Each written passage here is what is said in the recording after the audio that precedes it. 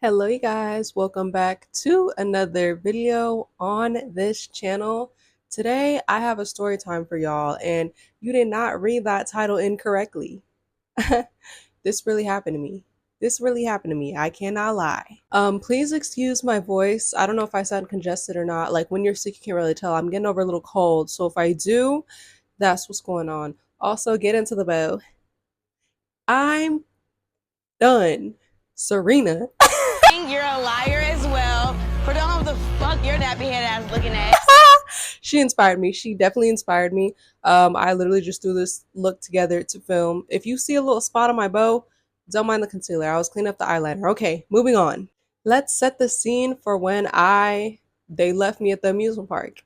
They left me at the amusement park, y'all. If you're from SoCal, you already know this was actually Knott's Berry Farm. If you're from SoCal, you know what I'm talking about. So uh, raise your hand if you're a Girl Scout or if you know anything about that Girl Scout life, okay? I personally was a Girl Scout highest seller for multiple years in a row, okay? My mom was selling to her coworkers. My mom basically did all the work for me, I'm not gonna lie. Like, everyone at her job, one of those cookie shoes, giving them their cookies. I barely sold at the little outside the store sales or went around the neighborhood because my parents are obviously like, you're not going around there by yourself. Like, what?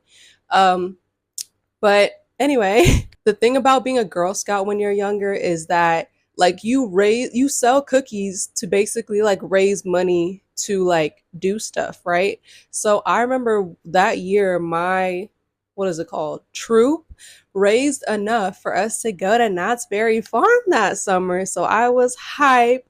I want to say this was like 5th grade.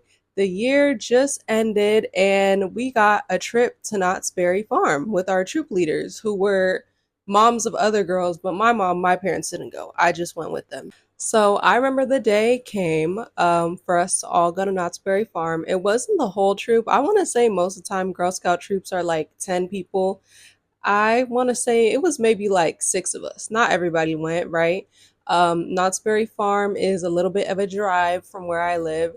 So I remember they came, they picked me up. I was excited to go. And we went to Knott's Berry Farm, right?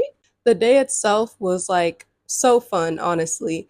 I remember like I had a little Girl Scout scrapbook of that year. And there are pictures from this day. If I have pictures from this day, I'm gonna show y'all what I looked like back then, like 10-year-old Alicia.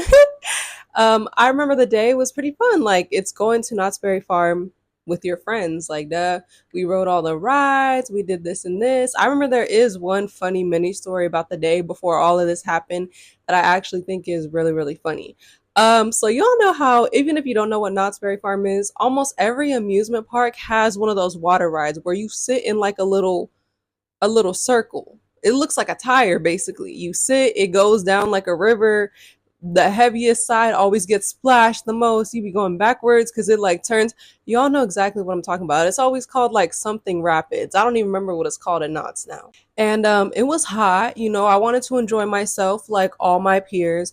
But I remember there was one thing on my mind. There was one thing on my mind, right? Super hot. Was not afraid of the ride. Wanted to get on.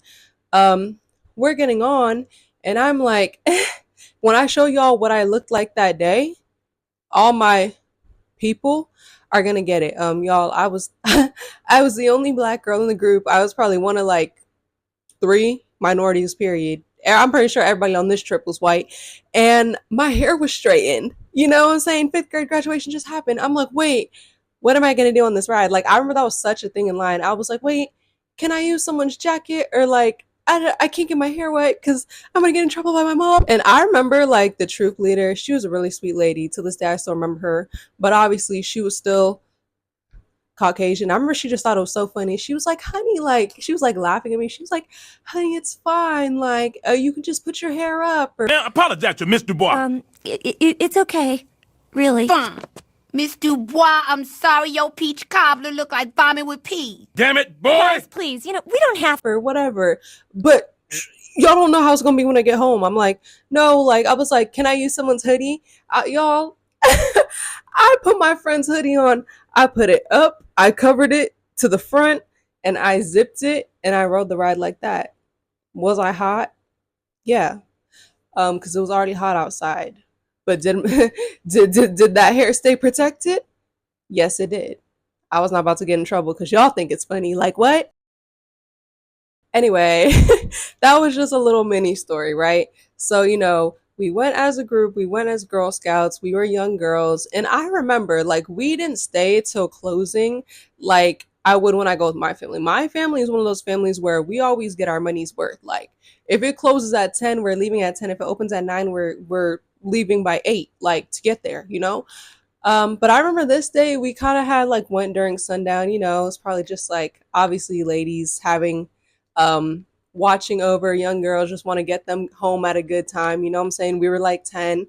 And so I remember there was like a bathroom by the entrance. We all gathered and we were like, okay, girls, like last bathroom trip before we leave, get food and get on our ride back home, right?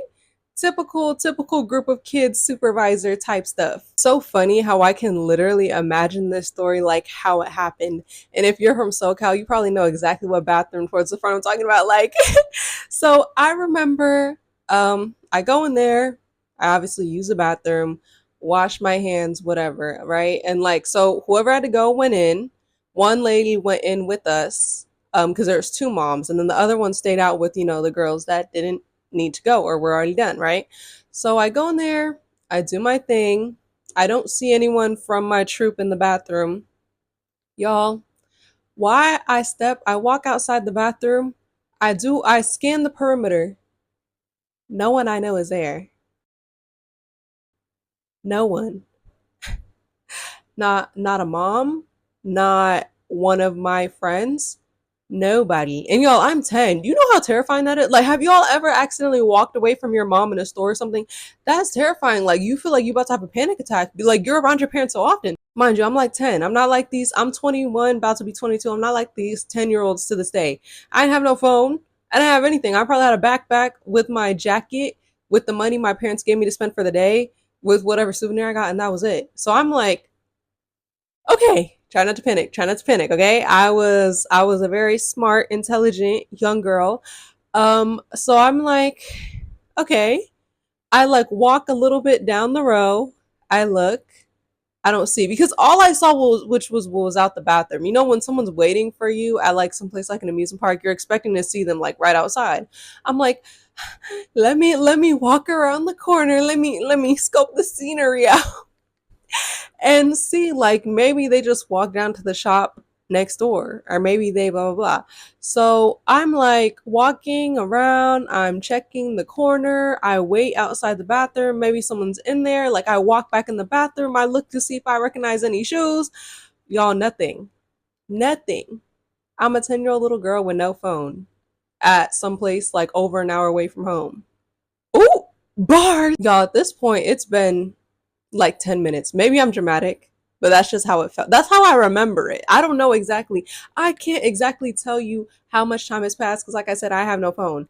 I'm just like, no one's around. No one's in the bathroom. I'm here by myself. I'm like, what do I do? I'm like, do I walk to the outside gates and be like, hi, I lost my people I was here with, or do I go to a stranger and say like, "Hi, can you help me?" Like, I'm just like, what do I do, y'all? So I'm mid panic, like about like tears about to fall from my eyes because I'm really like, what do I do? I'm about to have a panic attack, and then all of a sudden, like, I just see outside like one of the moms and the daughters, like her daughter in the troop, like walk by, and I just walk up to them. They're just as confused as me. They're like, "Hi." I'm like, "Hi." I'm like, "Hey."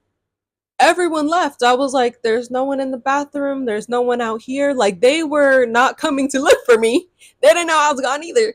They, I guess, like, were just like, the main mom took all the girls to like one shop after the bathroom and they were just checking out. She was just checking out something else with her daughter. So she's like, what? Like, Miss whatever didn't wait for you? Like, none of the girls were here? And I was just like, no, I came out. I've been out here for like 10 minutes and no one was here. She's just like, oh my God, well, it's good that we ran into you. Like, whatever. We kind of laugh it off, y'all. So we catch up with the rest of the group. I think they literally like left the gates or were about to left the gates and they just forgot about me. Everyone forgot about me. How could you forget about me? I'm too noticeable. I'm the only black person in this group. How could you forget about me? So we catch up. to the lady that was supposed to be waiting for everybody at the bathroom. The same lady, like I call her like the main lady because she's like who I rode with. She's like who my mom knew more. And they tell them what happened. They're like, we just ran into Alicia, like she was by herself. And y'all, like I said, she was a very sweet lady. Like she felt really bad. She was like, oh my gosh, like Alicia, honey, like I thought I had all count, or I thought you were with them. Like I swear this wasn't on purpose. Like I'm so sorry. She was just super apologetic. Like she was really nice. And I'm like 10. I'm just like, yeah, it's fine. It's fine that they found me. What if y'all left me an hour out? Was y'all gonna forget about me once you got to the car and drove away? Because that would be really sad, wouldn't it? But again, y'all, I'm a kid. I'm just like, it's okay. Like at least I found them, whatever. So yeah, I remember we left the we left the amusement park. We got food. Even when we're getting food, like the whole time she was just so apologetic. She's like, I'm so, like I understand it as an adult and as someone who's worked with children before, that's obviously really bad to like forget about someone, especially in a public place. I didn't take it to heart, but she was just hella apologetic. She was like, don't, like, I'm so sorry, honey. Like, don't be shy about this. Like I'm, even though like we found you, I'm still gonna talk to your mom. Like I feel really, really bad, blah blah blah. And yeah, I'm just like, okay. So we have our drive home, and I'm the last person they drop off. And yeah, like she felt really badly, y'all. Like I remember instead of just dropping me off, she like parked the car and like wanted to like come up and talk to my parents. And, she let them know what happened. She was super apologetic. She was just like, yeah, like I swore she was with us. Obviously didn't do it on purpose. Like I'm so glad she ran into whatever. Like I'm so sorry. I'm so sorry. Because obviously, like, how would you feel if that was your child? Like you left my child. But honestly, my parents knew her and knew she was a really nice lady too. Like I said, she was literally my troop leader. Like they had known her for a couple years and I was friends with her daughter. So they were just like, oh, like it was kind of laughable. They were like, obviously, like it's fine, we get it. Like it wouldn't be laughable if they actually left me, but like they were kind of just like, oh, like it's fine. It's like it's good you ran in. I remember and I remember this lady even had the nerve to mention to my mom the little hair thing. Like, oh, Alicia, she's such a good kid. Like, she was worried about her hair and worried about getting in trouble. Like, she's so sweet. Ha ha ha. Mom's like, oh, ha ha ha. Laughing with her, knowing that I did the right thing by protecting my hair. Like, girl, you're doesn't get it. It's funny to you, but it would not be funny if my hair got wet, okay? But yeah, guys, this is a silly little story time of when they forgot me, left me at an amusement park when I was like 10.